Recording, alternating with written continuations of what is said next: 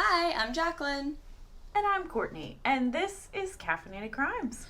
Welcome back. Hope you guys are having another wonderful week. Courtney and I are getting a very late start today. Recording it much later than we normally do because I have spent like 3 hours trying to back up stuff on my computer and then somehow filled up my computer so I couldn't record because my computer was full. But I just deleted a bunch of work stuff, so it's fine. So now... Yeah, we're getting a late start, and it's not my fault this time. It's usually always my fault because I don't like mornings. So I was like, it's not me. Courtney's like, I don't even care. Take all day so I don't have to be the one that was late. But yeah. Courtney's very busy over there with her new 9-pound baby. So, guys, I made a mistake. I did something bad. So I've been like trying to be like, all right, I'm going to be, like, healthier. I'm going to get my shit right. I'm going to be good. So I was like, okay, I'm going to buy one of those water bottles that has the time and you drink, a gallon a day. So I just go on Amazon. I just buy the first one I see. The Amazon's Choice. Uh-huh. Sure. Trust you, yep. Amazon. So it comes. This water bottle is the size of my torso. It is humongous. It is massive. And... so then it took me like 10 minutes to fill it up last night because I wanted to use my like Brita water and not just like tap water because I'm bougie, I guess. So I had to like fill up my Brita thing like 3 times to fill it up. So then I weighed it when it was full and it's 9 pounds. 9 so I'm going to be drinking 9 pounds of water. Is this actually healthy? And this isn't like a heavy water bottle. This isn't like the stainless steel. Like, this is just like a regular plastic water bottle. It's not like super heavy when empty. So. Yeah. It was very light when empty until I filled it up. But I made a mistake. We'll post a picture on the Instagram so you guys can see the magnitude of this water bottle. Because you really gotta see it.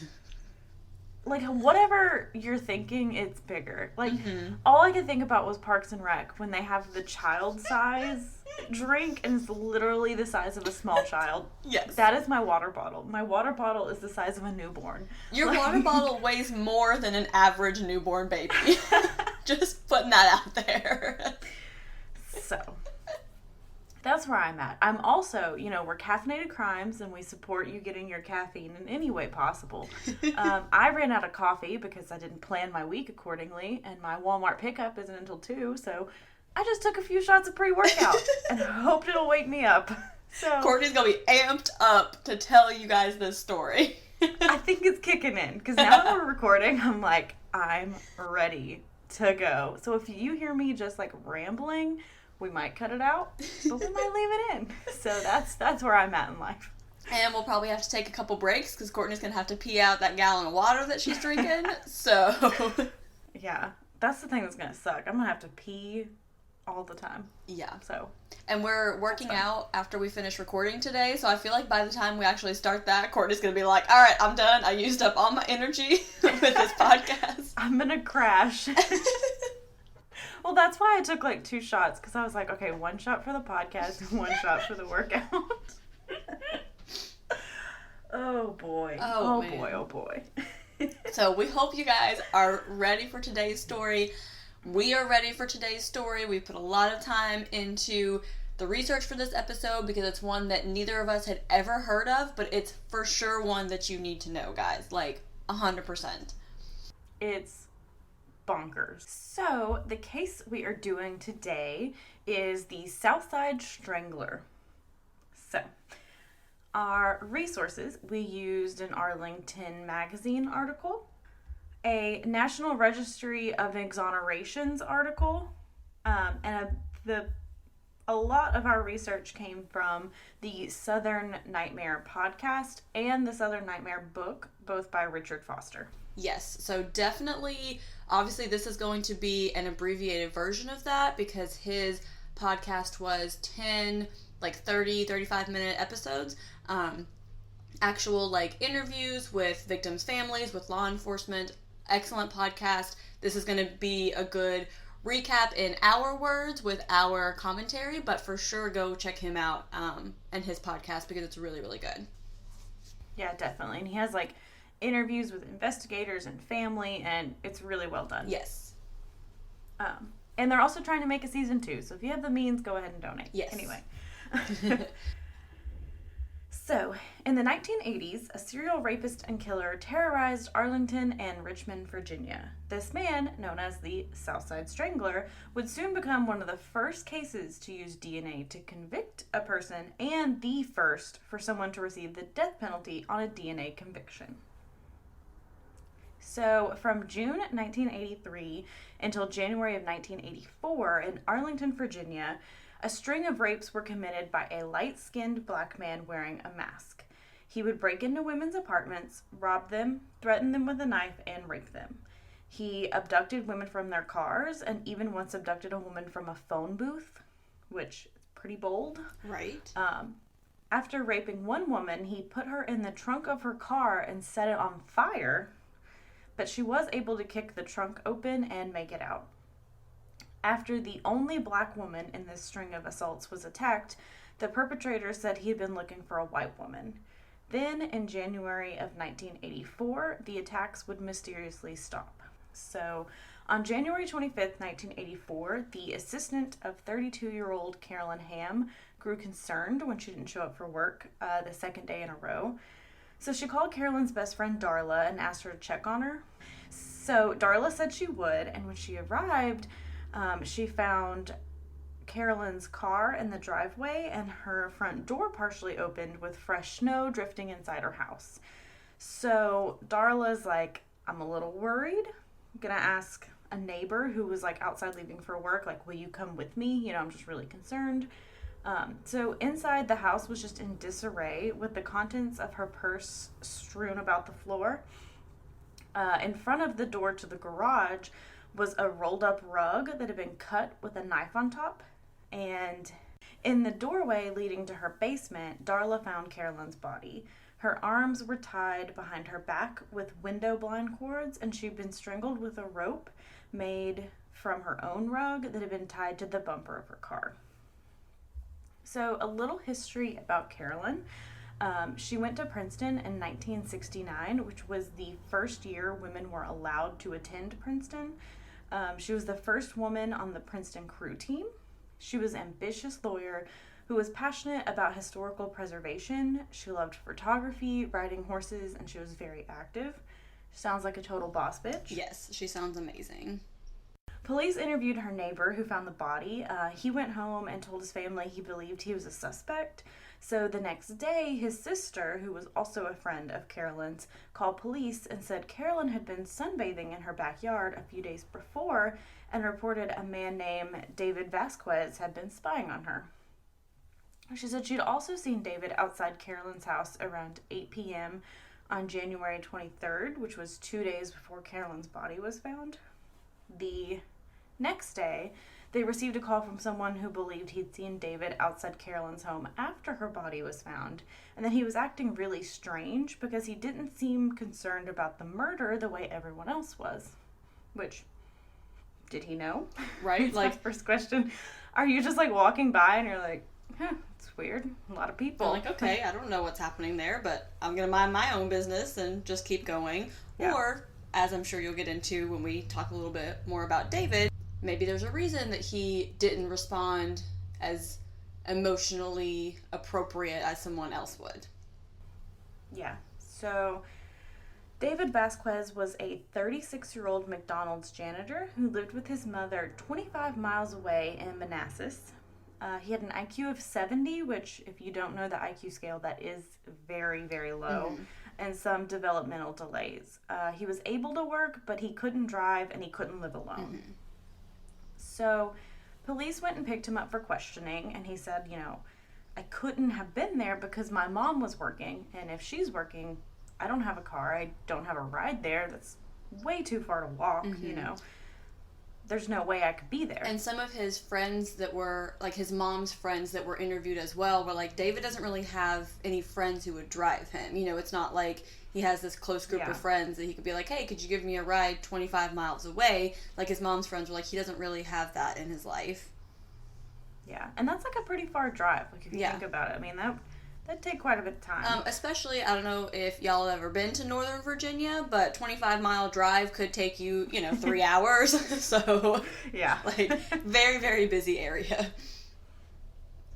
So, after hours of interrogating him, police just lied and they said, "We found your fingerprints in the home," and he finally admitted to killing her. So, when they asked him how he did it, he said he stabbed her. And the police were like, "No, why don't you tell the truth about how you really killed her and we'll help you?" So he didn't respond because, he's like, "I don't know what that's supposed to mean." And police are like, "Remember, you strangled her?" And he agreed and was like, "Oh, yeah, I strangled her." And the same thing happened when they asked what he used to tie her wrist with. So he just kept listing, all these different items. And then the officer was like, "Remember the blinds? Remember how you cut the blinds?" Until David finally said he bound her wrist with the blind cords.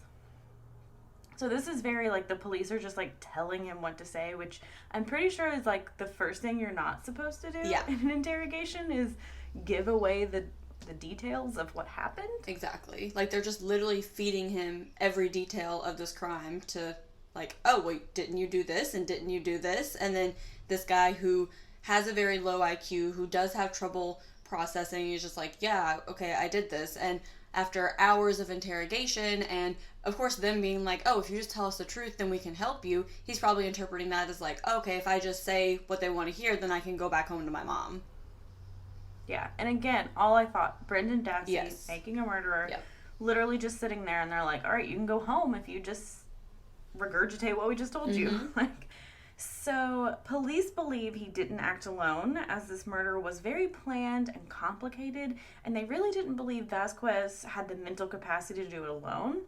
Didn't stop them from going after him, but there was also blood at the scene, and the blood type did not match Carolyn or David.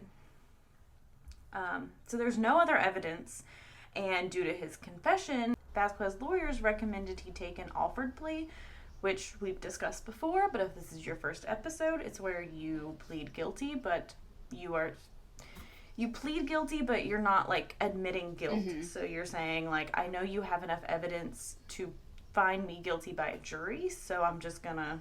Yeah, you're still legally maintaining your innocence.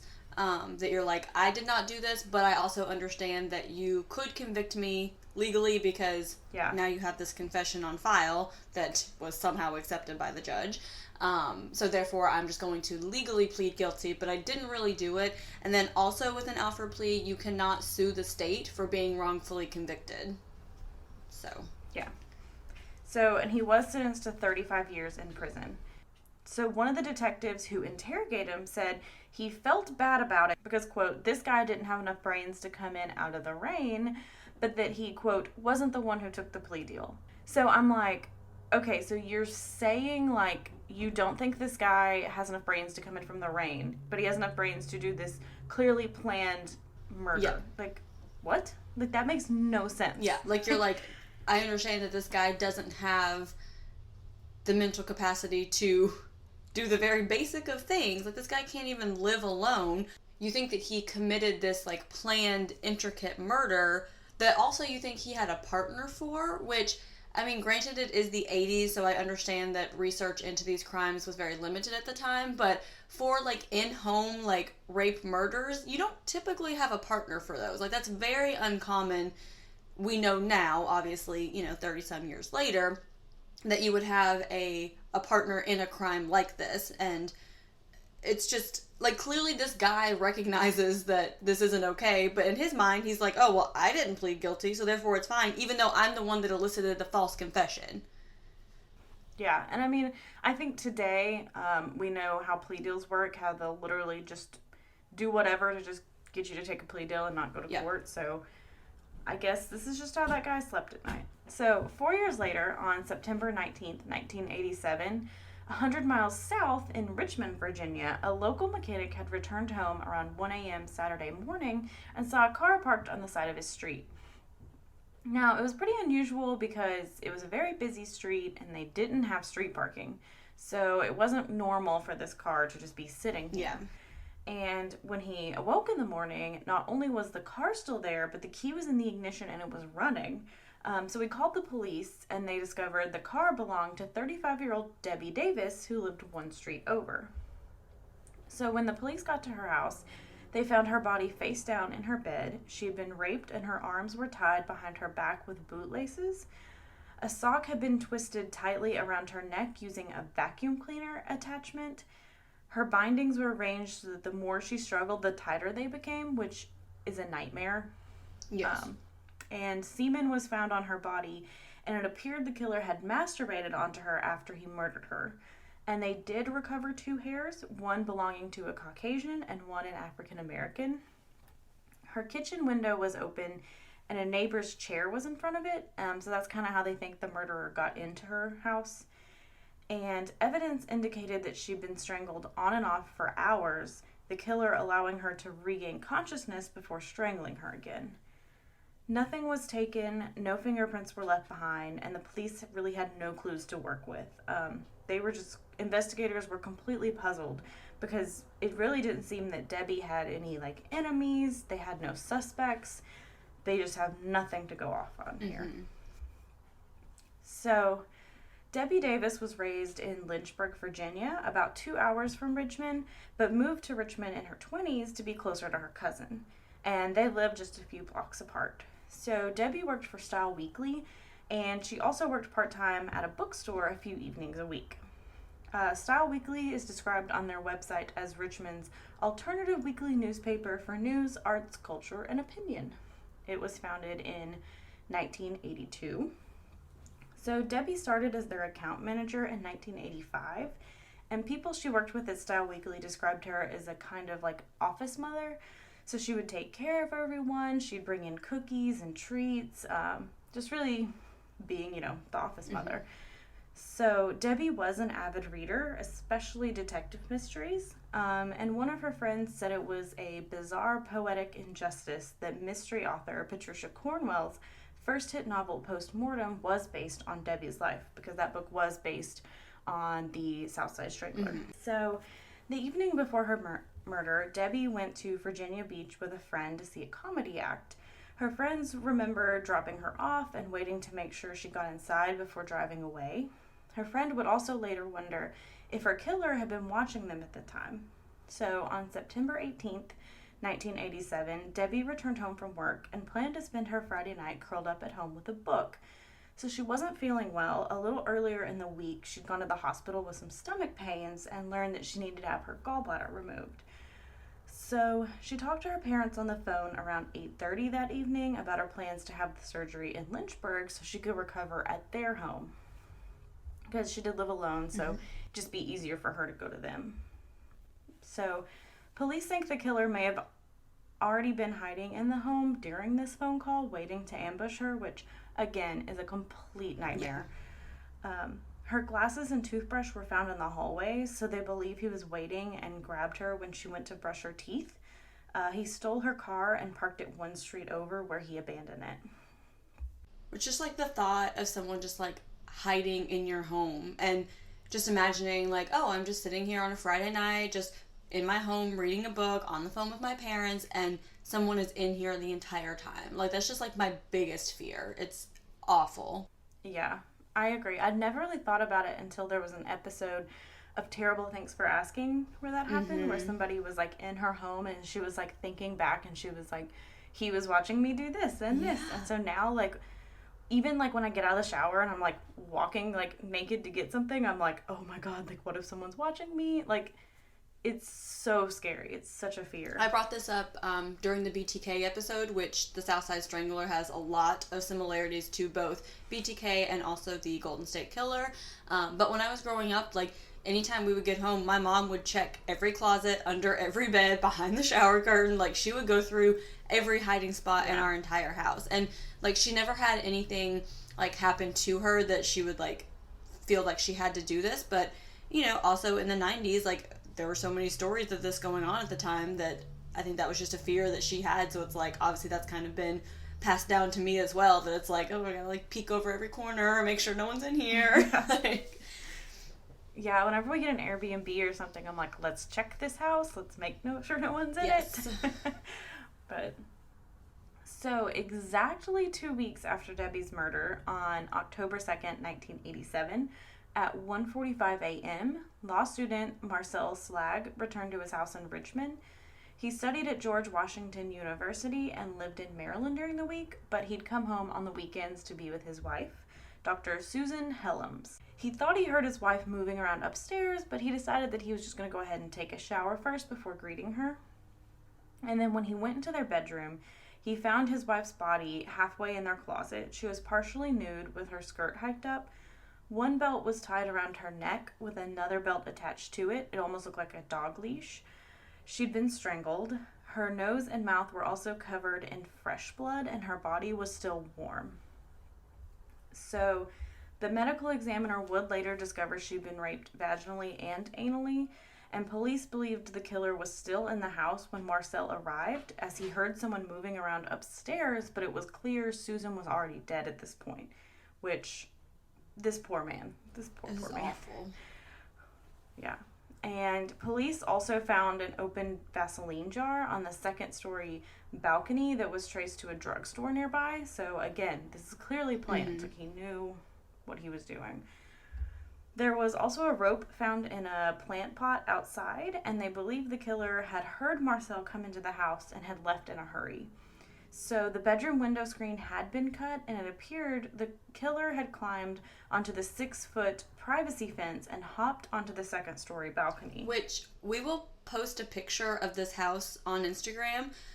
Like, so Courtney and I listened to the podcast and then read the book, and then the book has all the pictures, and I, like, sent it to Courtney, and I was like, holy shit, like, I know they said, like, oh, he jumped up on a fence and then got on the balcony, but when you see the picture, you're like, how is this humanly possible? Like, you would never imagine that someone would be able to do that. But that also told the police, like, this is probably somebody who's pretty physically fit to be able to do this. Yeah.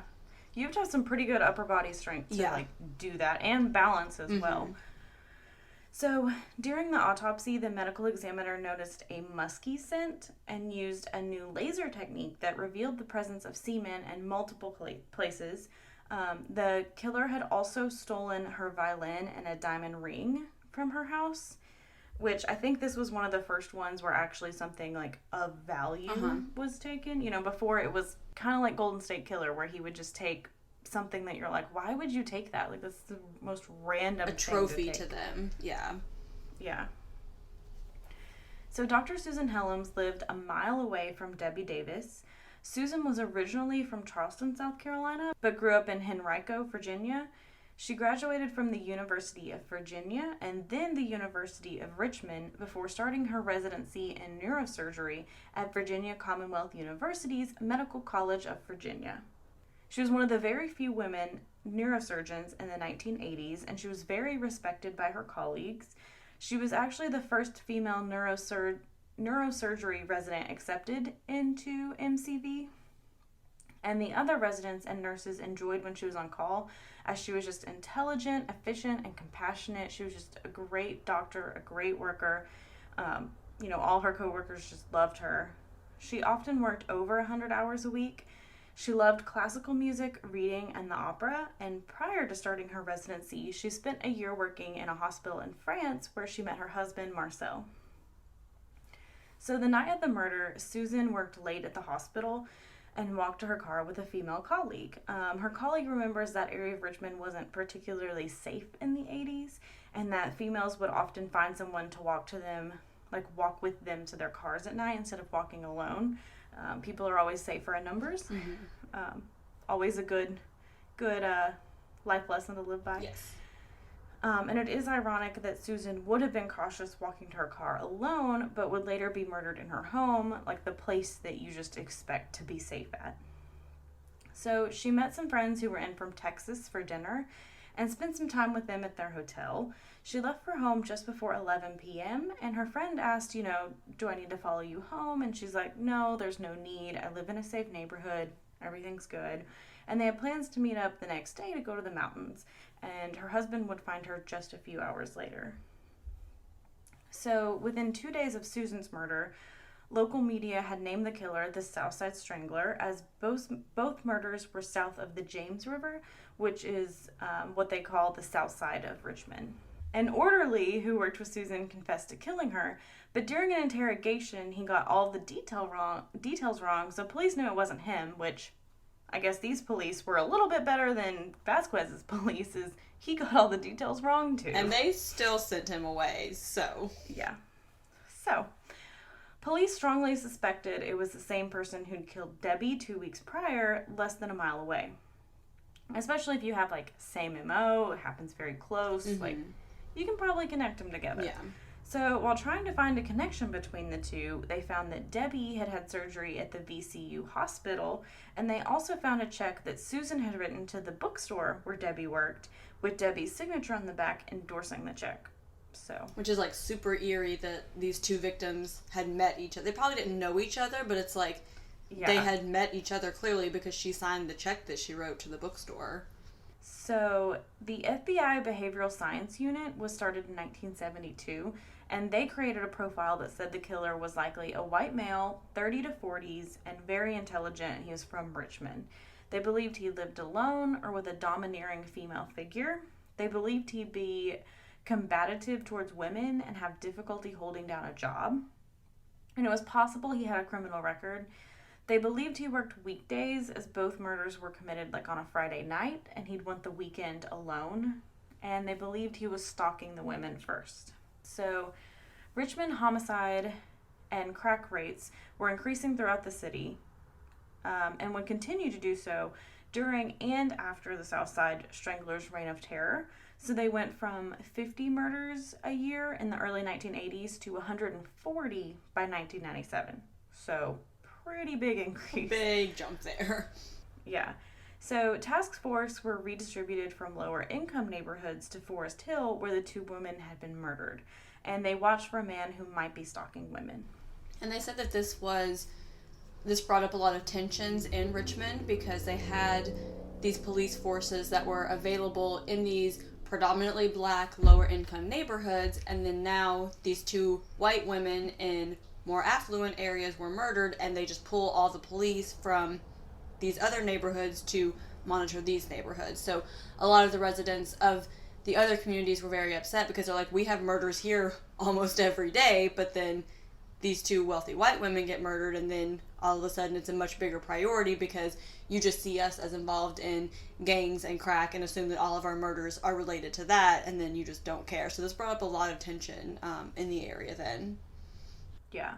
On Saturday, November 21st, the Cho family returned home from their store around 9 p.m. and went to sleep just before midnight.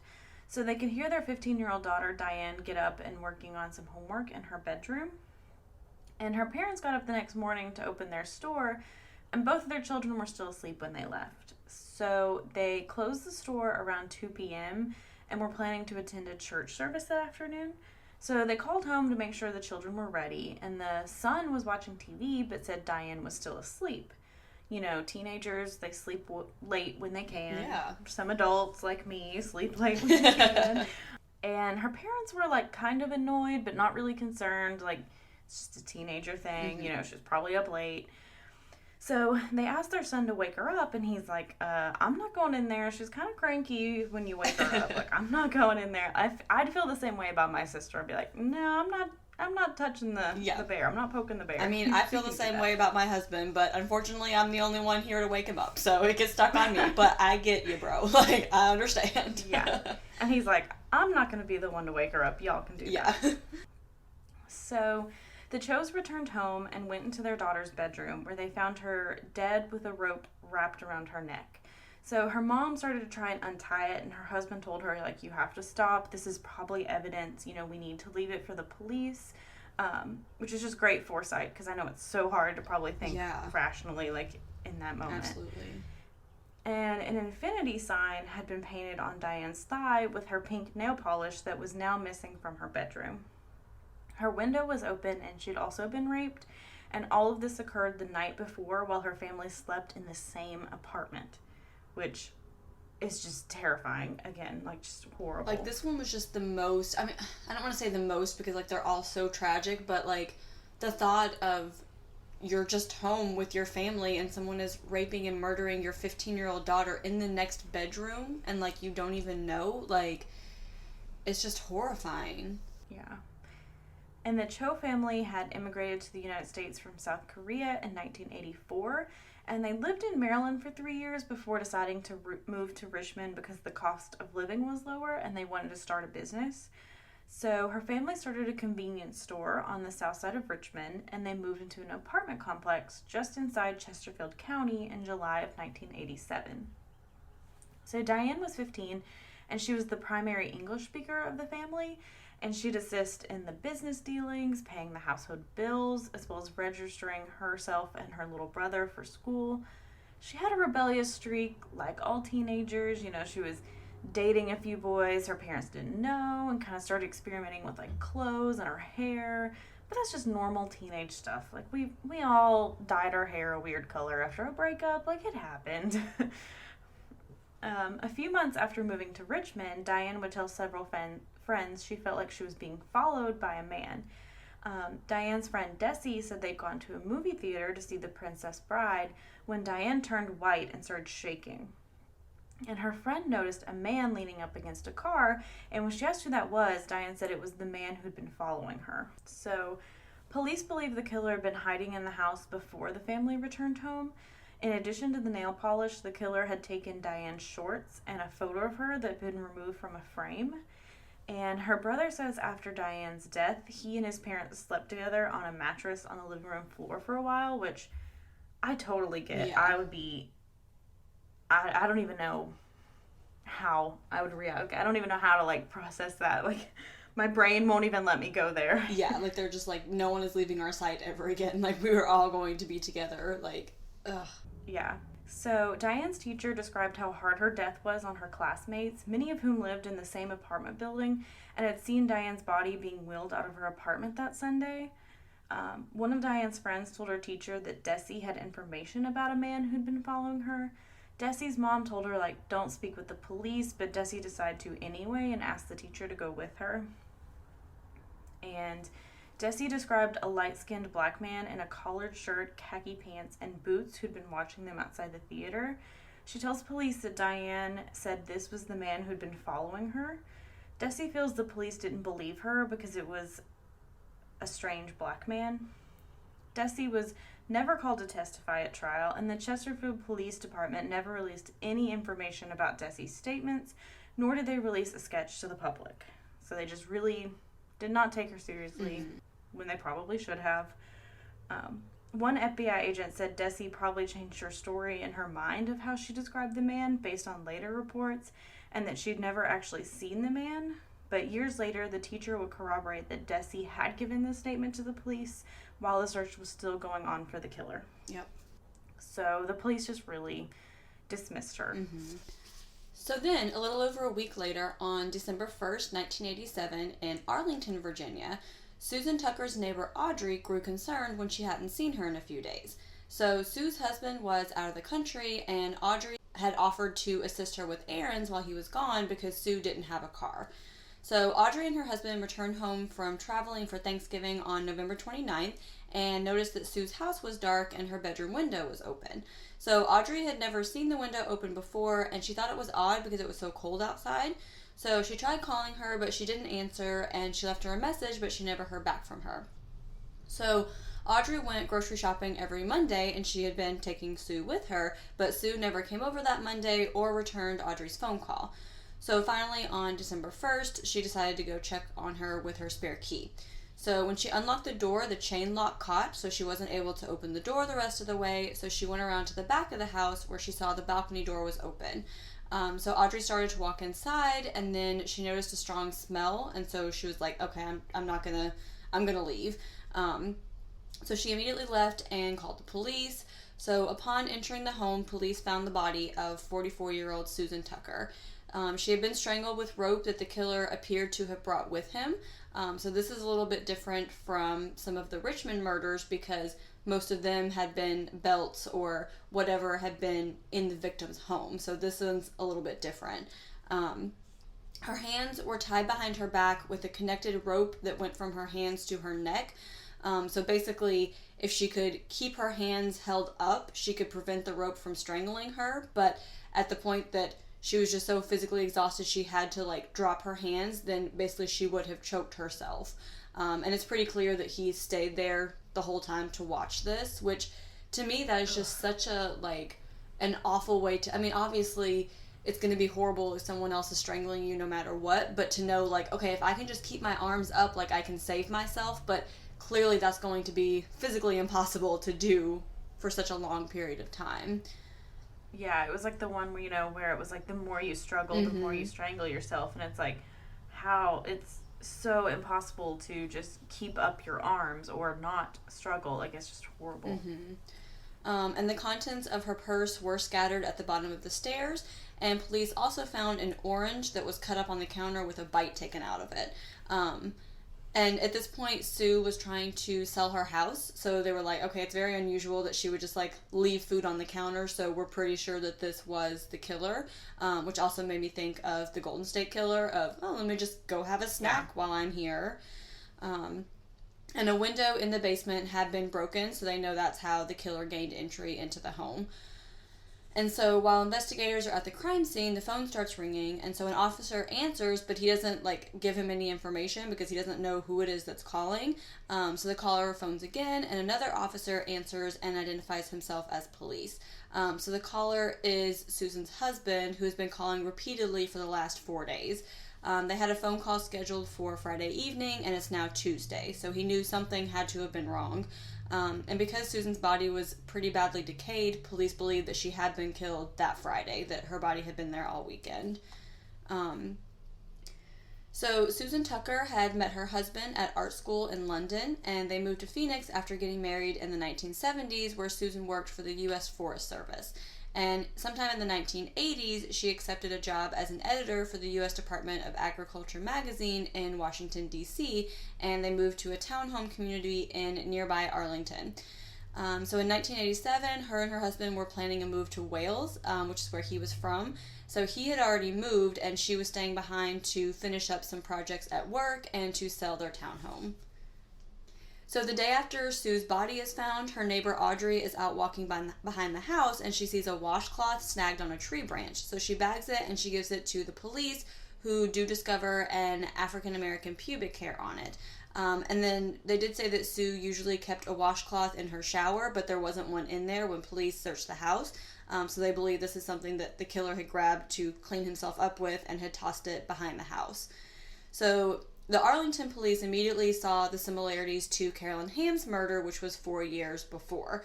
So they interviewed David Vasquez in prison because since they had previously thought that he had a partner, they're like, okay, this new murder must have been committed by the partner. They were even willing to release David early if he revealed this information about his partner. But he's like, I don't know anything about this, and they believe that he didn't know anything about it. But to me, that... Basically, they knew they were wrong, and they're like, just tell us another name and we'll release you. Exactly. Like, that clearly shows that they knew that they didn't have the right guy. Because if you really thought it was a partner, it doesn't matter if it's a partner or not. You're not going to let someone go after 4 years for first-degree rape and murder if you truly believed he had something to do with it. So, clearly you're like, oh, we fucked up. How can we fix this? And police also learned that David Vasquez had been raped while he was in prison, which is just so sad. I mean, especially I feel like if you come into, like, prison as a rapist, like, there's some jailhouse justice that goes on. Okay, quote jailhouse justice, clearly this wasn't justice, but there's a hierarchy in prison, and if you're at the bottom, you're not going to have a good time. So Richmond police sent out a bulletin about their 3 murders, asking if any other local police departments had seen crimes with similar MOs. So obviously this murder had just happened in Arlington, so Arlington homicide detective Joe Horgus saw the bulletin and responded that they had just had a similar rape and murder there. So the Richmond police invited him to come to their task force meeting the next day. So Horgus mentioned the string of rapes 4 years prior and the murder of Carolyn Hamm that appeared to be connected to their most recent victim. And Horgus asked the Richmond police if anything else unusual had been happening in the area where their victims were murdered. And so the Richmond police did say that a woman had been raped at knife point in her apartment in November by a black man who wore a ski cap and forced her to drink half a bottle of whiskey. So now all of these detectives are starting to believe that the 1983 Arlington rapes and the 1984 murder of Carolyn Hamm were all committed by the same man who had now raped and murdered several women in Richmond and now Susan Tucker in Arlington. So the Richmond medical examiner sent off samples to try what was at the time a new technique, DNA. So DNA was sent to the private lab Life Codes in New York, and in December it did confirm that Debbie Davis and Susan Hellams had been raped and murdered by the same man. So the FBI was brought back in, and they said they believed that the killer would live within a 2-block radius of where he had kidnapped the first woman in Arlington, the one that he kidnapped from a phone booth and raped. So they're like, this is the first one that we know about, so we think that he's going to be very close to home for this one. And they think that as he got more comfortable, he had likely escalated to home invasions and then murder. And police believe that the man likely would have been in prison between 1984 and 1987, as they're like, okay, it doesn't make any sense that you would just stop for 3 years completely. So they started looking into halfway houses in Richmond with recent parolees. So Detective Horgus in Arlington remembered at this time arresting a black teenage boy in that area where the first rape occurred, and he could only remember the name Timmy. He just remembered that he had been arrested for arson for the first time at age 9, which obviously is very, very young, and spent the rest of his adolescence in and out of the juvenile justice system. He was arrested multiple times for burglary and was also involved in group assaults while he was in prison as a teenager. So while going through the 1984 arrest records later, the full name popped into Horgus's mind, and so he looked it up and found that 25-year-old Timothy Spencer was arrested for burglary in Alexandria right after Carolyn Hamm was murdered and was released to a halfway house in Richmond just 2 weeks before Debbie Davis was murdered. So they're like, okay, this is looking pretty likely. They investigate further and found that when Spencer was arrested for the burglary, he was in the same neighborhood the rapist had been in and was wearing the same type of clothes that the victims had reported the rapist wearing. He was caught exiting a house through a broken window, and he had stolen collector's coins as well as a knife, screwdriver, and a flashlight on him at the time of his arrest. And so at the halfway house in Richmond, they checked the log where parolees signed themselves in and out, and he was signed out for every Richmond murder, and he was also signed out for the weekend to visit his mother in Arlington when the Susan Tucker murder occurred. And that's when all those dots just... Yep. So we've talked before about being cautious of circumstantial evidence, but there's a point where there's just so much circumstantial evidence. Yeah, where you're just like, okay, it has to be connected here. So police started tailing Spencer. They even pulled him over at one time because driving was a parole violation, but they decided to let him go because they're like, okay, we really just need something more than this to arrest him for if we want to be able to keep him. So after police let him go during this arrest, Spencer got down on his back in the snow and started searching his car for a tracker. So police had in fact put a tracker on his car, and they watched Spencer search for it every day, but he never found it. He was also seen at Cloverleaf Mall, which is where Diane had spotted her stalker, and was also where Debbie Davis had worked part-time at the bookstore in the evenings. And he was also found to be violating parole by sleeping at his girlfriend's house. But after 2 weeks, they hadn't found anything to definitively link him to the murders. So police are like, okay, well, we just have to stop the surveillance at this point. We can't justify continuing this large amount of resources to tail this guy 24/7 if we don't have anything to arrest him with. So they were afraid they were going to lose him, so they decided to take a chance and present the info that they did have to the Arlington County Grand Jury, who did return indictments for the rape and murder of Susan Tucker. So they searched his mother's house in Arlington, which was a block away from the site of the first rape and about a mile from Sue Tucker's house, but they didn't find anything there. So police in Richmond waited for Spencer outside his halfway house when they knew he would be headed home from work. So officially they only arrested him for burglary, and they, in his room, found screwdrivers, a knife, ammo, and a ski cap. So the knife and the ammo were both violations of his parole as well. and a large infinity sign was drawn on the bottom of the mattress with the words "I hope" written above it. So when police told Spencer they needed to get a blood sample, he asked if this was about rape, which they just told him they were arresting him for burglary, so why would you ask if it's about rape? So they're like, no, why would you say that? And he's like, oh, well, you only get blood if it's a rape.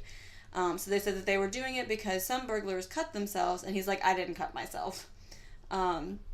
Then later, after he was in the car, he asked if this was about the murder nearby, meaning Susan Tucker's. He's like, oh, I lived around there, like, I heard about it. So he's bringing up the rapes and murders after he's arrested for this burglary. Yeah. So during his interrogation, he didn't admit to any of his crimes, but at one point he did admit that he doesn't know how to drive a stick shift, which was important because Debbie Davis's car was a stick shift and had been abandoned a few blocks from her apartment. So they believed that he was trying to get away in that car, but that he wasn't really able to drive it any further, at least not without drawing attention to himself, because, like, if you can't drive a stick shift, you're going to make attention, clearly. Yeah, if anyone's, like, learned to drive a stick, I'm sure you remember the first time and you just kept killing it, and you're like, okay. Or it's just, like, going like you're jerking the car. Like, it's very obvious. Yes. So he's like, I'm just going to leave this here. So that, again, just circumstantial, but just one more thing for police to be like, So police tracked down Spencer's ex-girlfriend and her best friend, and when they arrived at the best friend's house, she was burning letters that Spencer had written to the ex-girlfriend in her backyard. So police intercepted and, got the letters back, but the best friend said that she didn't want her friend involved anything in this murder investigation, so she's like, I'm just gonna burn all this shit. like, I don't want my friend to have to deal with this, so... I mean, in one hand, that's a pretty good friend to be like, I don't want you to go through this burden, but on the other hand... Yep. Just let her help. Yes.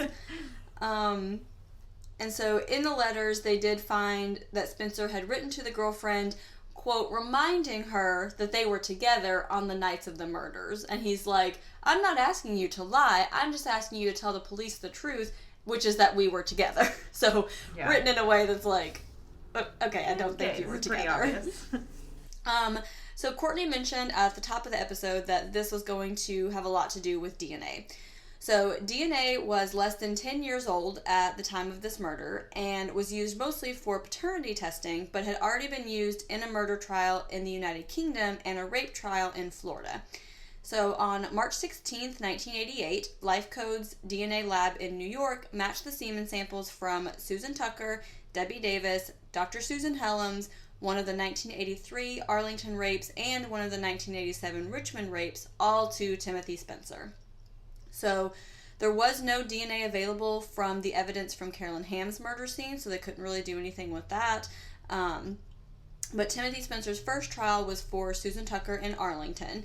And during the trial, when they were showing the crime scene photos to the jury, Timothy Spencer, leaned over to get a really good look at the photos.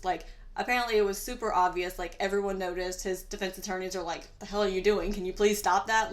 It was clear he enjoyed seeing them. And they were saying, he showed no emotion the entire time. And then when this happens, he's, leaning forward and, looking. And so it's like, okay, we know what you're doing. Yeah, exactly. So this trial would ultimately come down to whether or not the jury would trust this new DNA evidence. This is brand new. It's only been used in a couple of trials at this point. So they had to really sell it as being scientifically valid. So the jury was made up of pretty educated and affluent individuals, and they believed that this played a role in their ability to convince them of this new science. So I thought that was interesting that if this had occurred elsewhere, would it have been the same outcome if you didn't have people who were as familiar with, that process or that lingo, would it have been the same? And, today, if you had DNA matching all these, there's not even a question. Yes. But because DNA's so new then, they're just well, I guess we gotta hope it's right. They're I don't know. Crazy to me with this case, because today it's I know they talk a lot with, current trials, how it's really hard when there's not DNA, because jurors are I want to see the DNA. Circumstantial evidence, that doesn't matter. I need to see the DNA. And now it's hearing this story about how it, they had to convince them. We have to convince them that this is real. But thankfully they did convince them, because Timothy Spencer was found guilty and sentenced to death for the rape and murder of Susan Tucker. And the only time he showed emotion other than looking at the crime scene photos was when he was escorted out of the courtroom and he flipped everyone off. So, real mature Timothy. Yep. So because DNA was so new, the prosecutors wanted to secure convictions on all counts in case of any appeals that would come up later. So a lot of times in these cases, we'll see that like, oh, well, you already got convicted and sentenced to death. We're not going to waste time and resources for additional trials because there's just no point. But in this case, they're like, okay, we don't know what this is going to look like down the line as far as appeals, so we want to make sure we have plenty to go on. So he was also brought to trial in both Richmond and Chesterfield County. And he was found guilty and sentenced to death for the rapes and murders of Debbie Davis, Dr. Susan Hellams, and Diane Cho. So while the first time a killer was caught using DNA evidence was in the United Kingdom the year before, he confessed and pled guilty, so there was no trial, which makes Timothy Spencer the first man to be tried and convicted for murder using DNA. He was also the first man to be sentenced to death based on a DNA conviction, and the first serial killer to be caught and convicted by DNA. And Diane Cho's trial was historically significant as well, because it was the first time that polymerase chain reaction, or PCR DNA testing, was used as evidence in a murder trial. Because the semen sample for Diane's crime was contaminated with menstrual blood, it was more difficult to recover DNA. So according to the National Human Genome Research Institute, PCR is a technique used to amplify small segments of DNA. So it essentially creates a copy of a small section of DNA so that multiple samples are now available, and so it's easier to test. So in 1989, during Diane's trial, it was extremely new technology and could only say with 1 in 100 odds that it belonged to anyone other than Timothy Spencer. But this type of DNA testing would win the Nobel Prize for Chemistry in 1993 and was also used in the O.J. Simpson trial in 1994, so it really made national attention then. And during Diane's mother's testimony, she just became inconsolable on the stand, and so she was excused. But while walking away, she did lunge at Spencer and have to be removed from the courtroom. Which, don't really blame her. Yeah, I don't blame you. I know, it's just hearing her on the podcast, it broke my heart every time. She's just so heartbroken, understandably so. I just can't imagine. It's awful. So this trial had several large moments. They also, at one point, the power went out in the whole courtroom, so, like, everything is pitch black, so they're like, of course, everyone's, like, panicking, like, we have this, like, multiple rapist and murderer here, and so his defense attorneys are like, don't you move, like, don't move a muscle, like, so, of course, everyone was understandably scared, and then also, later, the entire courtroom had to be evacuated because of a terrorist bomb threat, so this was just quite the trial. And even though the DNA evidence was minimal for Diane Cho's trial, prosecutors were able to argue a pattern with the other murders that he had already been convicted of, so he did receive the fourth conviction and death sentence for the rape and murder of Diane Cho. So Spencer maintained his innocence, and his lawyers were really unsure of his guilt because of that. So they did take a sample of Spencer's DNA and sent it anonymously to a private lab in North Carolina, and it did end up being a match to the DNA at all of the crime scenes. So obviously, with this being such a prolific case in terms of DNA evidence, the lawyers are like, okay, like, we're not really sure. Like, we want to make sure this guy's really guilty, especially with the first time that someone is being sentenced to death based on this. So they wanted to send it off on their own anonymously, and that also came back a match. So it's pretty clear at this point that Timothy Spencer is responsible.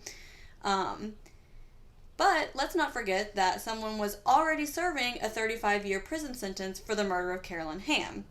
Now, while no physical evidence was available and Spencer never confessed, at this point police are pretty sure that they got the right guy this time.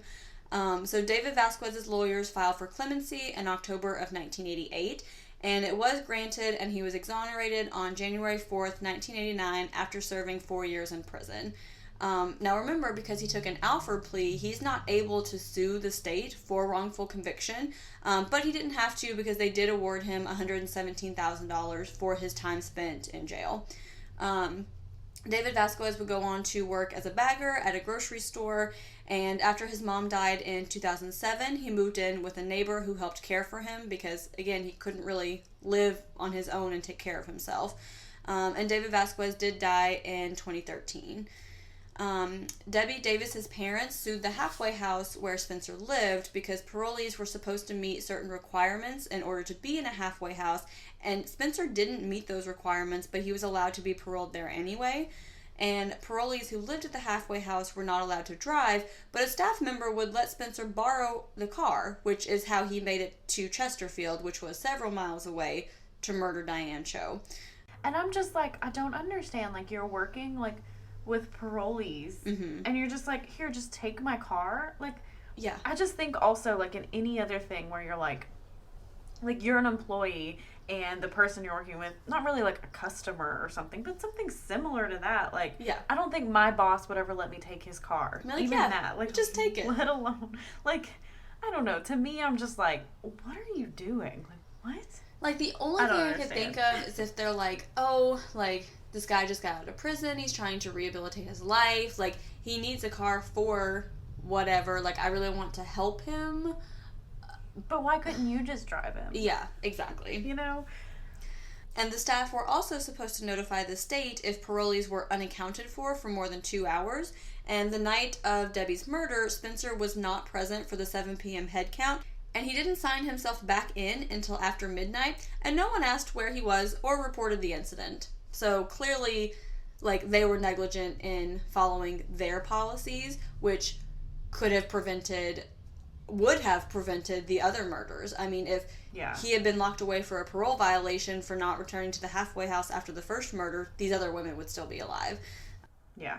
So Timothy Spencer was put to death on April 27th, 1994 at 32 years old, which is very quick for an execution because it's typically a long time. Too. Yeah. Yeah, and I was like looking at his age and I was like, oh wow, he's like really young. Like it was super fast. Like now I feel like we still have people in like Tennessee who've been on death row since the 80s. Like it's crazy. It was the same for Robert Foley, who actually received his second death sentence on the exact same day, which I only remember because it was my first birthday. So yeah, every time I see it, I'm like, oh, that's when Jaclyn was born. And then I'm like, oh, wait, no, that's my year. She was a year before me. Every time I get the years. That was when I was in my cute little outfit with my little birthday cake. That's what I was doing when Timothy Spencer was dying. Anyway. There you go. So when asked if he had any final words, he said, quote, "Yeah, I think." And then he trailed off and never spoke again. So that is the unheard of and completely mind-boggling, like, I don't know, there's no words for it. It's just speechless. It's such an important case in terms of scientific evidence that we use now, and David Vasquez was not technically exonerated by DNA because it wasn't present in the crime that he was accused of, but it helped exonerate this man because they could see the pattern that clearly he had nothing to do with it, which they should have seen in the very beginning. But just so many important things happening with this case and so many similarities to BTK and the Golden State Killer, but no one's ever heard of him. I'd never heard of him. Courtney's never heard of him. Anyone I've talked to the last couple of weeks as we've been doing this research has never heard of him. So we just want to make sure that story gets out there. Again, the podcast and the book is called Southern Nightmare, and it's really, really good. So they interview these victims, the law enforcement, so you really get to hear the victim stories in the words of their family and friends. So please, please, please go check that out.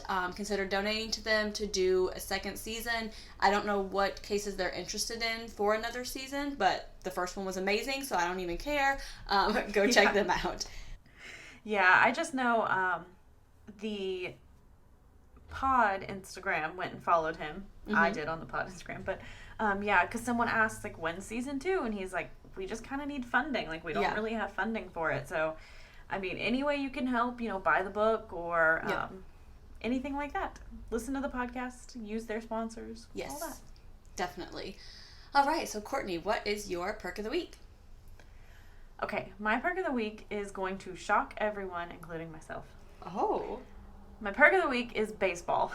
Oh. I'm kind of getting into baseball.